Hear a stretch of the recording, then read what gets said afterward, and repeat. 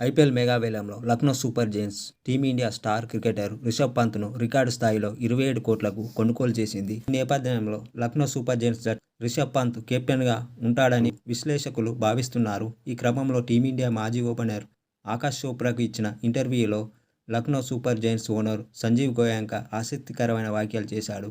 లక్నో జట్టు కొత్త కెప్టెన్గా రిషబ్ పంతేనా, లేకుంటే మా కోసం ఏదైనా సర్ప్రైజ్ ప్లాన్ చేశారా అని చోప్రా ప్రశ్నించాడు.